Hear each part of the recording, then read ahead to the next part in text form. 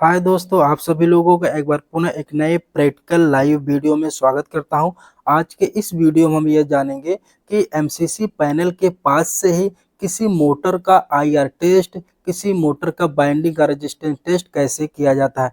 Problem यह हो रहा है दोस्तों कि इस ब्रेकर से चलने वाली जो मोटर है, इस मोटर को जैसे ही ऑपरेशन डिपार्टमेंट के लोग ऑपरेशन में ले रहे हैं तो हमारी मोटर तुरंत ट्रिप हो जा रही है। कहने का मतलब इस ब्रेकर से चलने वाली जो मोटर है, इस मोटर को यह ब्रेकर हमारा तुरंत ट्रिप कर दे रहा है। तो दोस्तों इस ब्रेकर को हम अच्छे से पहले रैकआउट कर लेंगे कोई भी टेस्ट करने से पहले।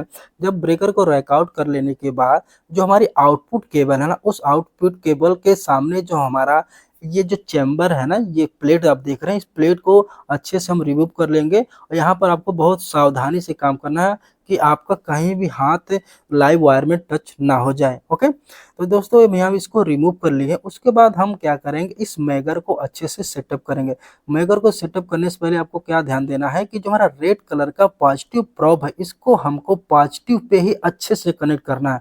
उसके बाद जो ब्लैक कलर का नेगेटिव प्रोब है, इस नेगेटिव प्रोब को हमको नेगेटिव पे कनेक्ट करना है। गलती से भी हमारा गार्ड टर्मिनल पे नहीं कनेक्ट होना चाहिए। ओके, ये ध्यान देना है आपको। आपको पॉजिटिव प्रोब अच्छे से कनेक्ट कर लेना है, आपको नेगेटिव प्रोब भी अच्छे से कनेक्ट कर लेना है।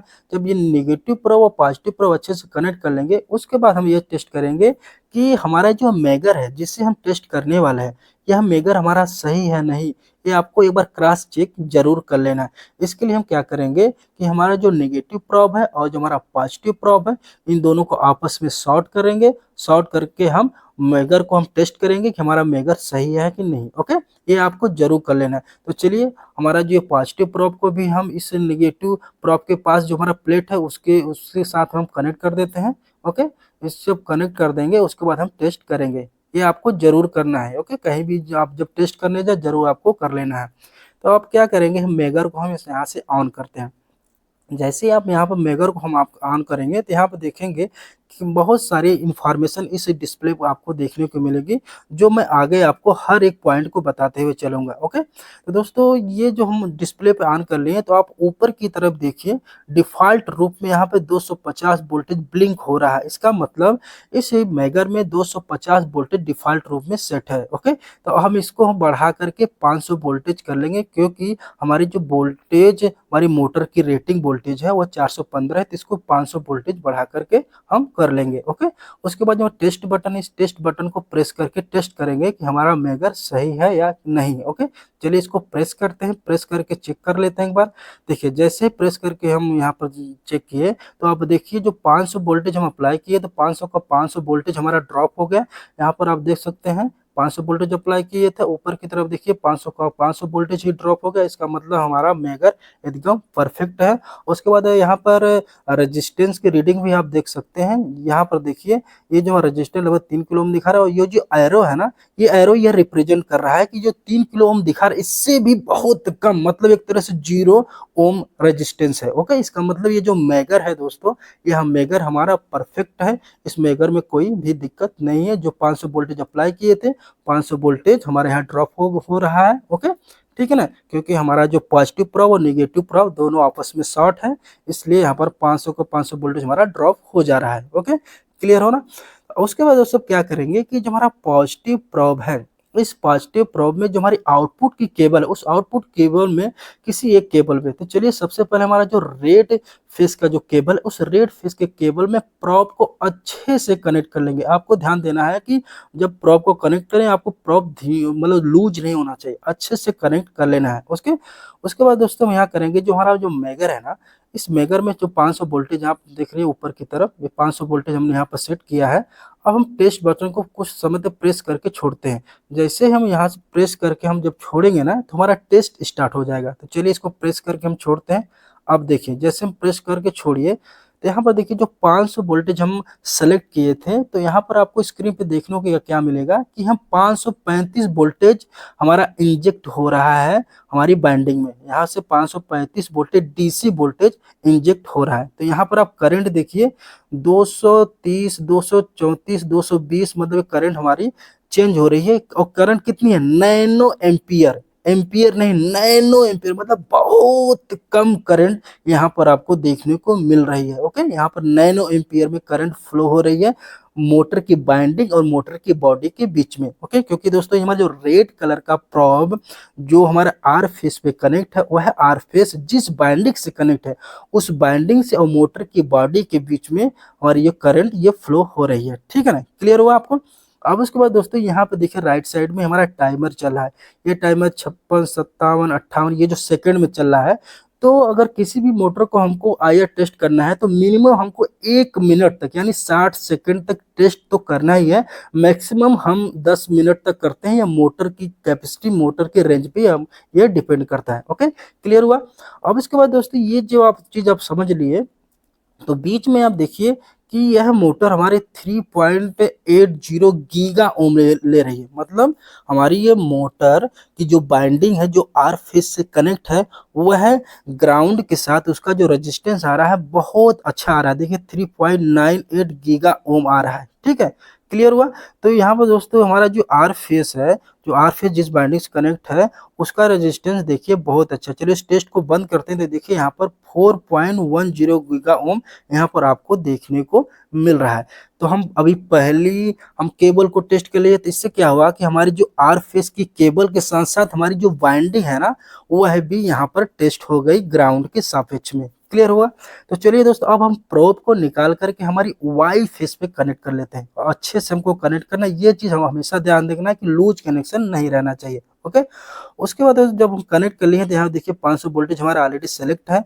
अभी टेस्ट बटन को प्रेस करके हमको छोड़ना है। जैसे प्रेस करके छोड़ेंगे तो हमारा जो ये टेस्टिंग है वो स्टार्ट हो जाएगी।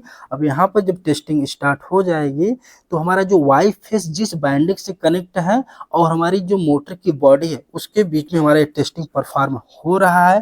क्योंकि दोस्तों जो ग्राउंड है ना वो ग्राउंड हमारा हमारे प्रोटेक्टिव अर्थिंग जहाँ हमारा ब्लैक कलर का प्रॉप कनेक्ट हो वहां पर आके कनेक्ट है। ओके, तो यहाँ पर देखिए हमारा टाइमर दिखा रहा है, यहाँ पर हमारी लीकेज करंट या नैनो एम्पीयर में दिखा रही है, यहाँ पर हमारा इंजेक्शन वोल्टेज दिखा रहा है, और बीच में आप देखिए 3.55 गीगा ओम यहाँ पर हमारा रीडिंग ये वेरी कर रही है। जैसे जैसे टाइमिंग बढ़ता जाएगा ये रीडिंग हमारी बढ़ती जाएगी। ओके, ठीक है, क्लियर हुआ। तो दोस्तों ये जो हमारा प्रोब हमारा रेड कलर का जो वाई फेस पे कनेक्ट है उस फेज से जो हमारी बाइंडिंग कनेक्ट है उस बाइंडिंग से और मोटर की बॉडी के बीच में ये टेस्ट है यहाँ पर हो रहा है। ठीक है, तो देखिए अभी 55 सेकंड आप राइट साइड में देखिए 55, 56, 57, 58 लगभग 60 सेकंड हो गया, मतलब 1 मिनट हो गया। तो इसको टेस्ट को यहाँ पर हम बंद कर सकते हैं। मतलब मिनिमम 1 मिनट तक आपको यहाँ पर टेस्ट जरूर कर लेना है। ओके, तो चलिए इस टेस्ट को हम बंद करते हैं। जैसे ही देखो यहाँ पर हम टेस्ट बंद किए तो लगभग कितना हमारा रेजिस्टेंस है 4.41 गीगा ओम। तो हमारा वाई फेज के साथ साथ जो हमारा वाई फेज से कनेक्ट जो बाइंडिंग है वह भी बहुत अच्छे कंडीशन में है। ओके, तो चलिए अब प्रोब को हम बी फेज पे कनेक्ट कर लेते हैं। जैसे ही बी फेज पे हम अच्छे से कनेक्ट करेंगे उसके बाद हम बी फेज का भी टेस्ट परफॉर्म अच्छे से करेंगे। ठीक है ना, तो चलिए इस टेस्ट को फिर यहाँ से स्टार्ट करते हैं। इसको प्रेस करते हैं, प्रेस करके हम रिलीज करते हैं तो हमारा टेस्ट स्टार्ट हो जाएगा। तो इस डिस्प्ले पे आप देखिए सेम वही चीज हमको देखने को मिल रही है कि 500 वोल्टेज हम तो सेलेक्ट किया लेकिन 535 वोल्टेज हमारा इंजेक्ट हो रहा है बाइंडिंग में। ओके, 500 सेलेक्ट किया, 535 वोल्टेज इंजेक्ट हो रहा है बाइंडिंग में।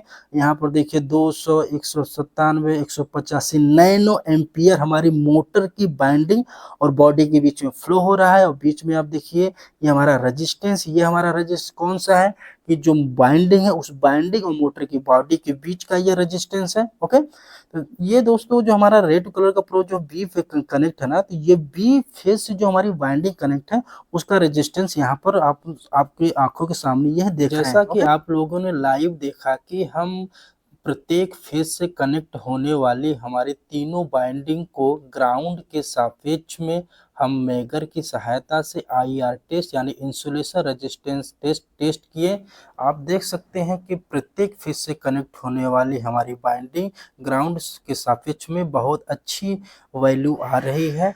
तो दोस्तों यहाँ पर आईआर टेस्ट की वैल्यू से हम ये कंफर्म कर सकते हैं कि हमारी मोटर ग्राउंड के साथ ग्राउंड नहीं है। ओके, अब अगला स्टेप हम क्या करेंगे कि हम मल्टीमीटर की सहायता से पैनल से ही हम ये चेक करेंगे कि हमारी जो तीनों बाइंडिंग है, तीनों बाइंडिंगों का जो रेजिस्टेंस है, इंटरनल रेजिस्टेंस है, वह बैलेंस है कि नहीं। ओके, इसके लिए हम क्या करेंगे, जो हमारा मेगर है, इस मेगर को अब हम वापस से रिमूव कर देंगे क्योंकि हमारा मेगर का टेस्ट हो गया है।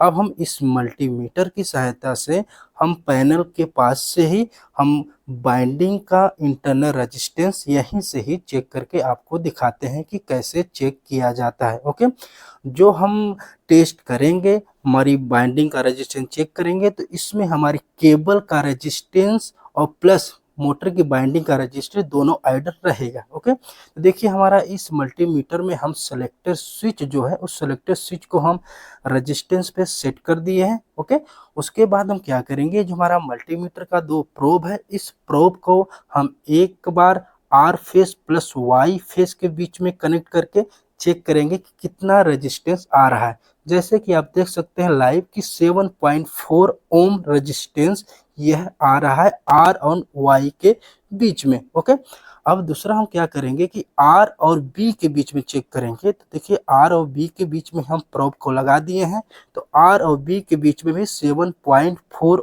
ओम रेजिस्टेंस यहाँ पर आपको देखने को मिल रहा है। ओके, अब उसके बाद क्या करें, लास्ट जो हमारा बच गया है, हम बी फेस और वाई फेस को भी एक बार चेक कर लेंगे। तो बी फेस और वाई फेस भी यहाँ पर रेजिस्टेंस 7.4 ओम आ रहा है। इसका मतलब दोस्तों हमारी मोटर का इंटरनल रेजिस्टेंस भी बैलेंस है, हमारी मोटर एकदम सही है। ओके, अब आपको हम पैनल के पास से फील्ड में लेकर चलते हैं, फिर आपको दिखाते हैं एक्चुअल में प्रॉब्लम क्यों आ रहा है। ओके, हाँ तो दोस्तों देखिए हम फील्ड में आ गए हैं। देखिए हमारी ये मोटर है, जिस मोटर को हम स्विच गियर रूम से जिसका मेगर कर रहे थे यही मोटर है। अब इसका हम कवर फटाफट ओपन करके आपको दिखाते हैं कि इसमें प्रॉब्लम क्या है। ओके, तो चलिए फटाफट हम कवर को ओपन करते हैं, उसके बाद आपको समझाते हैं। तो देखिए इस कवर को ओपन कर दिए हैं, उसके बाद मोटर के नॉन ड्राइव हिस्से का जो हमारा कवर है इसको भी ओपन कर लेते हैं। ओके, देखिए जब हमारा कवर भी ओपन हो गया है, इस फैन को जो नॉन ड्राइव हिस्से में फैन इसको हाथ से पकड़ घुमा रहे हैं, तो देखिए एक भी टर्न नहीं घूम रहा है, यानी एकदम ये जाम है।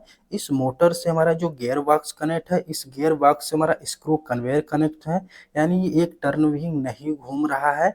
यानी प्रॉब्लम दोस्तों ये मैकेनिकल साइड में से है। अब मैकेनिकल को यह प्रॉब्लम रेफर कर दिया जाएगा और मैकेनिकल इस प्रॉब्लम को सॉल्व करेगा। ओके दोस्तों,